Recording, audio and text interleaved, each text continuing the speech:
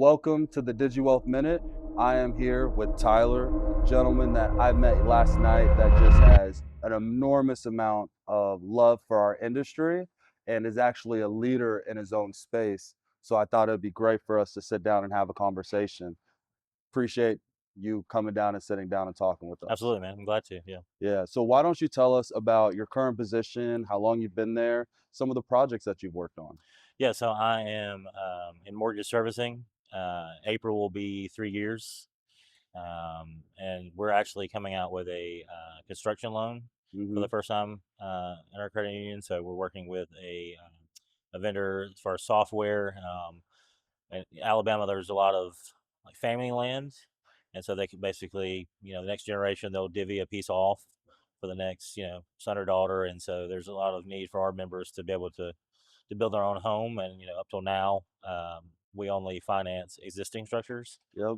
So to be able to meet them where they are and provide a product they can, um, have access to that allows them to, build that dream home. Can you tell us what that process was of having to listen to your members and then saying to your leadership team, we need to build a product? Can you talk about that moment? Because a lot of credit unions struggle with we're listening to our members, but we're struggling making the decision to pursue a product. Yeah, I think, having leadership that wants to meet the member where they are, Hmm. and also just paying attention and really like keeping a tally. Like, hey, we're getting these calls, at least every week with members. Hey, do y'all do a construction loan? And it doesn't feel good to say, well, no, not right now. And then them also say, where can I find one?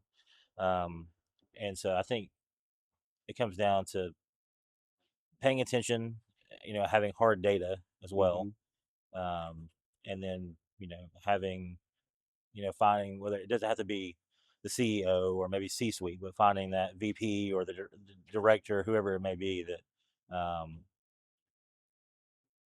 that cares enough to say, hey, if our members need it, we need to look into it. Yep.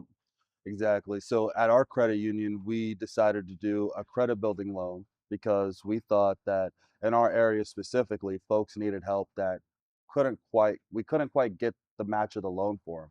So instead of just telling them no, come back later, let's be able to have a product that we can match them with to get them started in that rebuilding journey. And it sounds like you guys did the same thing where you guys decided people are talking, they need this, and let's go ahead and make that decision. Will you tell me about how you ended up in the credit union industry? Yeah, so I started off on the dark side at a local bank.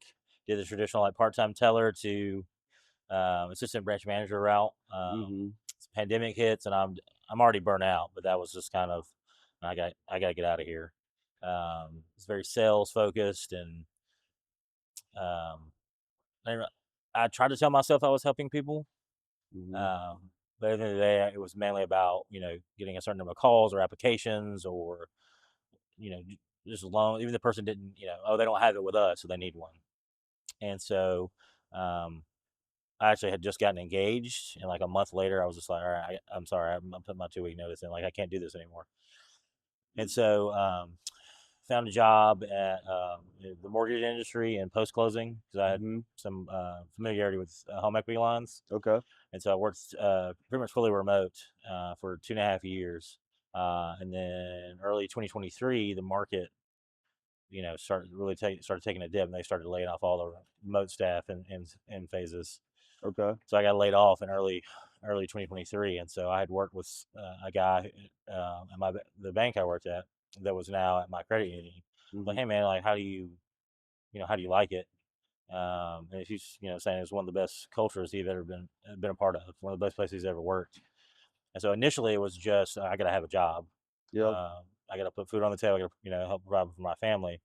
And so that first year was kind of slow growth, just getting familiar with my credit union and different departments. But I went to our league's local YP Mhm. um, conference, and just got opened up to this world of even just networking and meeting other people from just our states of you know other people from Alabama or Georgia or Florida. And so I I had a branch manager who poured into me, but nobody else in my bank really cared about my professional development. Okay. And I was again there, right at 4 years, Mhm. and so um, in that one like 2 day conference, just the cooperation and the collaboration and the encouragement and just people being interested in not just me as a professional, but me as a person. I'd never experienced that before Mhm. professionally, and so um, yeah, I mean that. And then now too, to be able to say I can go home, I can sleep well, know that I'm not dealing with members directly, but we're still helping them. We're still helping them meet their needs. Mhm. Again, especially on the home side, like uh, owning a home is still a big deal. Absolutely. People think it's everybody owns a home, that they don't, right? Mhm. And so to bridge that gap for members, especially even in a family, this is this first um, this is their first home. Like they may have grown up renting, and Mhm. so just to be able to make that impact and really put people over profit Yep. is something that's yeah, I wouldn't change for anything.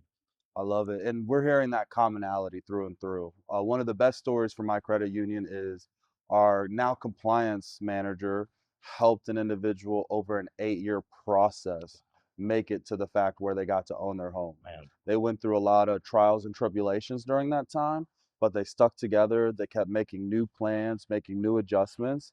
And the day that he closed on that house, she got a call and he discussed like how appreciative it was from the beginning to the end. And even though I wasn't involved, but to hear that story of how committed somebody is for someone else's success. And I think that embodies the credit union movement and why, like, we want to be in finance to a certain degree, but many folks are in banking and it says that it just sucks the soul out of them. There's something that's missing in banking that people find in the credit union industry, and it just showcases with your story. Do you have a single story that you or someone around you did for a member that is like, this is why I'm here now?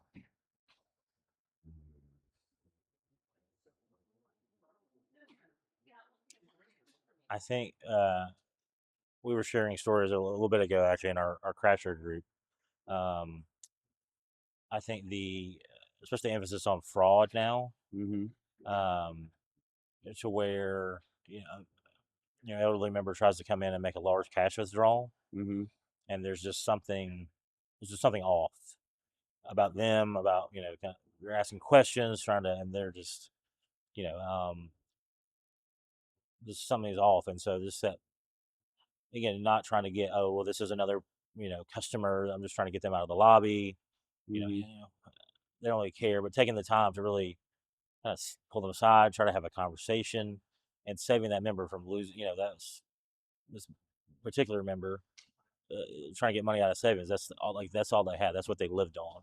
Right. And so, if credit unions aren't there to step in and really care about the person, then they may have just given away their life savings from either a threatening scammer or a trustworthy pretending to be trustworthy scammer, Mm-hmm. and then there's no recourse to do Yeah. anything about that, and that turns their life upside down. And so I I think again it goes back to like I said, people over profit. Like we care about the member.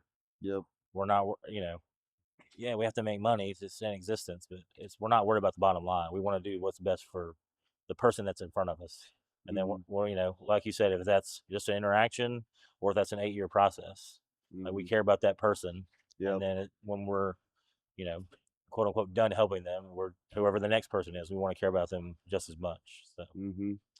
Absolutely amazing story. Well, I appreciate you sitting down, taking the time to tell your story, as I truly believe as us in the credit union industry need to come together and start telling our story outside of the industry. We do a great job telling our story in industry, but let's tell people that are out of the industry and pull them in one story at a time. Thank you so much. absolutely, Appreciate you. absolutely. Thanks, man. Thanks.